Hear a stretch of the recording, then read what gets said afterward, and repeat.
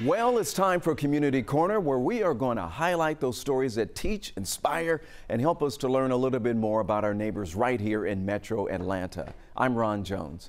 DeKalb County leaders and MARTA executives breaking ground on a brand new housing community in DeKalb. 11 Alive's Tracy A. McPeer has a look at the size of the future housing development near Decatur.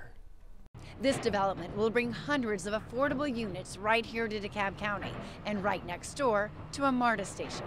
Hearing that groundbreaking is like music to my ears. DeKalb County Commissioner Larry Johnson, along with other DeKalb leaders and MARTA executives, broke ground on Wednesday at the site of a development focused on access to public transportation and affordable housing on Kensington Road near Decatur. This huge project, a partnership between MARTA, who owns the land, and DeKalb County. DeKalb Housing Authority, they bringing them together. The county helped with the zoning to make sure that we can have a mixed use in our community. So that's the type of partnership that we need. The pledge by MARTA and the county to make 100% of the housing affordable. That's around 260 units for seniors and working families. MARTA GM and CEO Collie Greenwood says the focus is on addressing the community's needs. A third of the people in DeKalb spend 30% of their income, their monthly income, on housing, and then we know that transportation is the second largest burden on household income. So if we can take care of both of those things in one tandem effort, then it's a beautiful day. This development will also house the new headquarters for the Housing Authority of DeKalb County, and amenities will include soccer fields and a weekly farmers market. All these units directly next door to the Kensington MARTA station. That it's progress and it's hope and it's the future in terms of people that work hard and really deserve to be able to get the most they can for their dollar. The housing here on Kensington Road is set to fully open in 2028, and residents will apply through the county's Housing Authority. In DeKalb County, I'm Tracy A. McPeer, 11 Alive News. Right now, support continues to pour in for the hundreds of people impacted by a massive apartment fire just before the Thanksgiving holiday.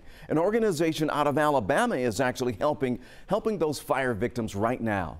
11 Alive's Cody Alcorn shows us how. The United Cajun Navy stepping up, donating a semi-truckload of winter coats and relief supplies to Hatching Hope, an organization out of Pelham, Alabama. We're just excited to be able to provide some comfort and joy to these people during such a dark time. Hundreds of residents forced out of their homes, no time to grab their belongings as the fire spread through an entire building at the Reserve at La Vista Walk back on November 10th. Many losing everything. Something that hits close to home for the founder of Hatching Hope, Keely Lynch Wright, who you see here helping unload the donations. Her assistant, Jessica Trahan, explains. She lost her house to a fire in 2010, and so when she launched Hatching Hope, it was a way to pay it forward. Even if it means traveling more than 150 miles from their base in Alabama. We obviously saw it on the news and knew that we had to jump in and get involved, that especially when there are this many people impacted by it. I mean, we're talking hundreds of families.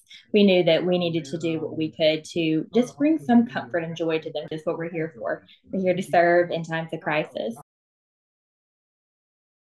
A Clark Atlanta student is one of 27 in the entire nation to receive the Bridging the Dream Scholarship. When I initially found out I had won the scholarship, my mom, she told me first. And I was like, wait, are you serious? She's like, yeah. And I was like, oh my God. Like I started screaming and running around the house. The $10,000 scholarship from the College Planning Corporation, Sallie Mae, was awarded to Clark Atlanta University freshman Dominique Lee. Now, this is meant to help students from historically underserved communities make their dreams of higher education a reality. Dominique is one of 8 Atlanta HBCU students awarded this scholarship. The business major says that he hopes to carry the legacy of his HBCU through his degree. I personally believe I wouldn't be getting as good an education I am at any other institution. So here at Clark, it's not just business. It's how are you going to do business as a Black male in society? In the future, Dominique says that he hopes to attend law school and lend his voice to help advocate for those without one. The legacy of a hero will forever be remembered in the halls of Roswell High School. A nonprofit organization is honoring the life of a former student who died in combat in 2009. 11 Alive's Ariane Meniz has his story. Marine of the Year twice. I can never The say stars that. and stripes of this flag tell the story of a hero. He won the Bronze Star, 2 times Purple Heart. Marine Gunnery Sergeant Aaron M. Kinnifick, the son of Roswell and hero of America. A great athlete. He was the funniest guy. A hero who died in September 2009 in combat during Operation Enduring Freedom. This flag will now forever hang in the hallways of Roswell High School, where he graduated in 1997 to commemorate his bravery. 100 years from now, when that's still hanging here, and we'll remember Gunnery Sergeant Aaron Kinnifick. Mike Morgan, CEO of the nonprofit Flags for the Fallen, created the flag in Kinnifick's honor. His passion for woodwork and honoring fallen service members birthed the organization 2 years ago. When we lost the 13 heroes in Afghanistan, I couldn't get it out of my head. So I said, I'm going to make 13 flags. A heartfelt appreciation from the families of the 13 soldiers listed kept him going. They said, don't stop with us. Morgan didn't stop. He's now honored the lives of over 200 fallen service members and first responders with custom wooden flags.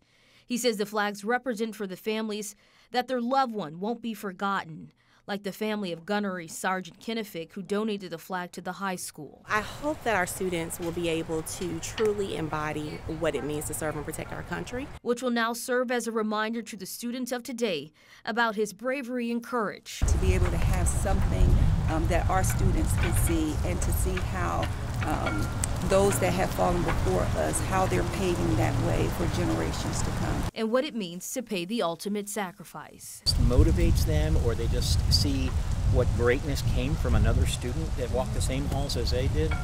That'll be great for them. We have an incredible update to a story we brought to you earlier this fall. It's about a little baby boy named Liam, who has been fighting for his life since he was born back in March. Liam, diagnosed with a rare genetic disorder, was given a 50-50 chance of survival shortly after birth. His only cure was a liver transplant. Our very own Brittany Kleinpeter brought you this story back in September, sharing that neither of Liam's parents were eligible candidates. However, recently doctors discovered Liam had grown big enough for his dad to be a match. The two recently underwent that life-saving procedure. Liam's mom says that they're now focusing on that long road to recovery. And if you'd like to help support the family, you can find a link on 11alive.com. Well, as you know, it's the spirit of giving all across Metro Atlanta. One Cobb County restaurant celebrated Thanksgiving by feeding others. 11 Alive's Don White shares their story. There you go. Marietta Wings and More is well known in the community for what's in its name. Everybody knows that if you go over there, we're going to have some chicken wings. Owner Cam Newage made sure people got not only wings, but some traditional Thanksgiving food as well. We're serving, just like a rice pilaf is our very famous, yellow rice pilaf. And along with the rice has a turkey breast. Newage wanted to make sure those from all walks of life have something to be thankful for on Thanksgiving Day. Besides, it's not about the homeless. It's also a lot of people, they don't have a plan to have a dinner, or they don't have a lot, so they also come. It's a gesture those who may not otherwise have a Thanksgiving meal say they appreciate. Thank you so much. Okay, happy Thanksgiving, everybody. We just keep in mind that, the community give us a lot of business, so one day we can give them back. A go-to resource supporting foster kids in Gwinnett County is now in need of the community's help. 11 Alive's Liza Lucas brings us the mission of the Wrapped in Love Closet and the group's efforts for more support to keep that mission going. It's the things taken for granted: shoes, a coat, a bit of comfort that's found through these doors. Everything that you could think of that a child would need is in this closet. Andrea Barkley is the founder and CEO of Because One Matters. The group operates the Wrapped in Love clothing closet here in Lawrenceville, serving kids going through foster care.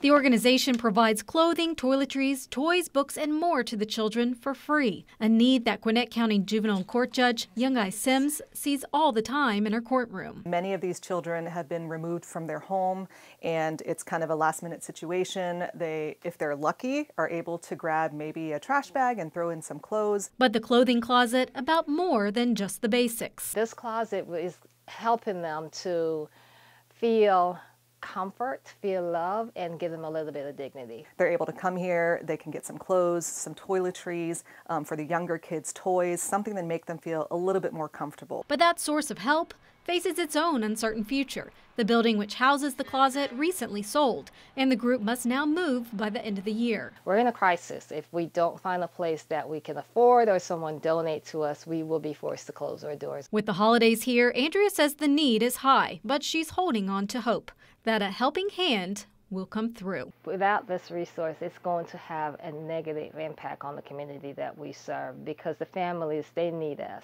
The countdown is now on to find a new home for the organization before the end of the year. The hope is maybe someone in the community has a space they could donate, perhaps right here in Lawrenceville. The goal is to stay close to the DFAC's office and the kids they serve.